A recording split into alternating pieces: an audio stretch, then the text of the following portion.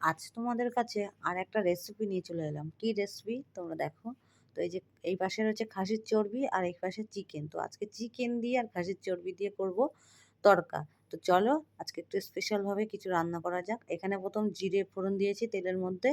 তো তার আগে আমি কিন্তু তড়কার ডালটা সেদ্ধ করে নিয়েছিলাম প্রেসার কুকার। আর এখানে জিরে ফোড়ন দিয়ে আমি চিকেনটা একটু হালকা ভেজে নিলাম। তো হালকা ভেজে নিলে ভালো লাগে খেতে। তো দেখো আমি হালকা, হালকা ভেজে নিচ্ছি, মানে খুব একটা কড়া করে ভাজিনি। তারপরে আমি ওই তেলের মধ্যে দিয়ে দেবো পেঁয়াজ ঘষে রেখে দিয়েছিলাম, এ দেখো একদম কুচি, কুচি করে। তো এটা দিয়ে একটু লাল, লাল করে ভাজবো সামান্য নুন দিয়ে। তো এক, এক করে সবই দেবো। এটা আগে ভেজে নিই।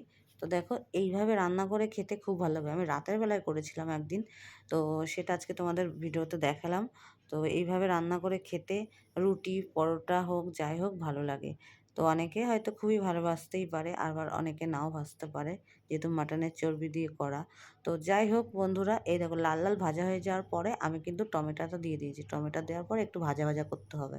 আর এর মধ্যে মশলার মধ্যে আমি এখানে আদা, জিরে, মানে আদা, লঙ্কা, পেঁয়াজ বাটা আছে, রসুন বাটা আছে, তার মধ্যে জিরের গুঁড়ো, ধনের গুঁড়ো, লঙ্কার গুঁড়ো আর কাশ্মীর লঙ্কার গুঁড়ো আর একটুখানি মিট মশলা দিয়ে দিয়েছি। তো আমি টমেটোটাও ভাজা হয়ে গেছে আর এই মশলাটা দিয়ে দেবো। একবারে নুন, হলুদ সাথে সবই দিয়ে দিয়েছি। এইভাবে না বাটির মধ্যে সব মশলা একবারেই করে মানে দিয়ে দিলে ভালো হয় মানে কষানোর সময়। তো আমি এই যে পেঁয়াজ আর টমেটোর মধ্যে দিয়ে দিলাম মশলাটা, দিয়ে এটাকে কষাতে হবে যতক্ষণ না ভালোভাবে কষানো হবে। তো পেঁয়াজ বাটা, রসুন বাটা আছে, তো ওই জন্য ভালোভাবে একটু কষাতে হবে। তো দেখো এইভাবে আস্তে, আস্তে কষিয়ে নিয়েছি। আর আমি যেই ডালটা সেদ্ধ করে নিয়েছিলাম, এর মধ্যে কিন্তু তরকার ডালের মধ্যে কিন্তু অনেক কিছুই থাকে, কিন্তু আমার তেমন ছিল না। আসলে মানে ছোলার ডাল আর এমনি তরকার যে ডালটা ওর বিউলির ডাল না কি ডাল বলে যেন, আমি ঠিক বলতে পারছি না তরকার ডালটাকে কি যেন কি বলে। তো ওই ডালটা সেদ্ধ করে নিয়েছিলাম। যাই হোক এখানে মশলা কষানোর পর আমি এখানে চিকেনটা দিয়ে দিয়েছি। আগে চর্বি দিইনি, আগে হালকা ভেজে রাখা চিকেনটা দিয়ে একটু কষিয়ে নেবো অনেকক্ষণ।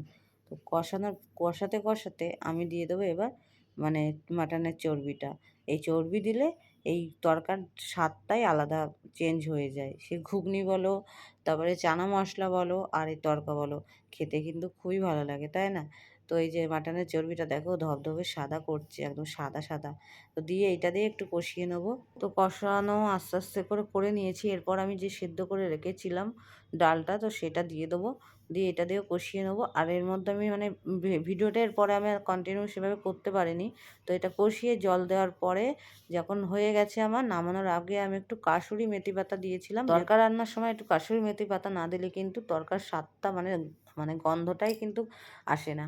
তো আমি তরকার কোনো মশলা দিইনি, যেহেতু তরকার মশলা আলাদা দোকানে কিনতে পাওয়া যায়, আমি সেটা দিইনি।